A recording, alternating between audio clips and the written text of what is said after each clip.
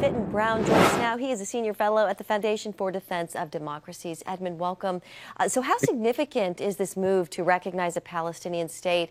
And does it have the power to actually shift dynamics on the ground? I think it's more significant as a symbol than it is in terms of practicalities on the ground. Obviously, this is a number of quite serious Western countries, including Britain, France, Canada, and Australia, that have moved to make this gesture. Some countries did it earlier this year as well. It was Spain, Norway, and Ireland that did earlier this year. So it's been a trend this year.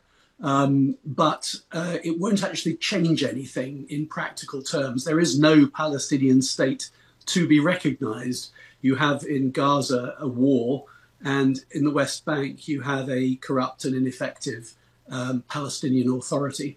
Yeah, and it looks like France could also join later this week. So as world leaders, Edmund, gather at the UN this week, how do you expect this growing divide that we're seeing over Palestinian recognition, how do you expect that to shape the debate at the UN, and what's at stake for Israel diplomatically here? It's going to be a major feature of this high-level week in New York, because a lot has happened since the last high-level week a year ago.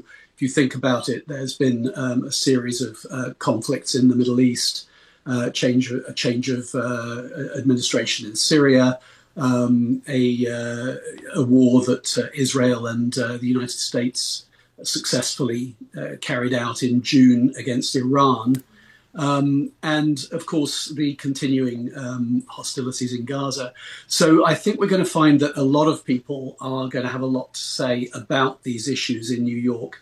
And the General Assembly has always been a forum in which people come with some quite strident and discordant views, and often say things that are highly provocative. So I'd expect a lot of attacks on Israel to happen. That's fairly normal in the UN. The UN, unfortunately, has become a sort of an anti-Israel echo chamber to some degree. But it's possible that this will displease the United States government, because there'll be a lot of commentary that they will consider unhelpful. Mm-hmm. So Edmund, Fox News and Israeli media, they're reporting that Hamas has drafted a letter to President Trump asking for a 60-day truce in exchange for half of the hostages.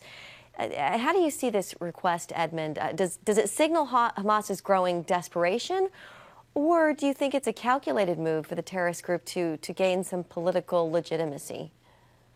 I think it's a calculated move. Clearly, Israel is very dependent upon the relationship that exists with the United States and the relationship that exists between Prime Minister Netanyahu and President Trump.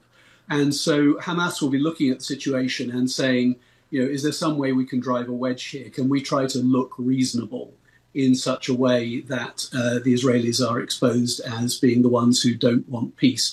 Because, as you know, President Trump said not long ago that it was Hamas that did not want peace and that they were on their last warning. So I think they're trying to recover that ground. Yeah.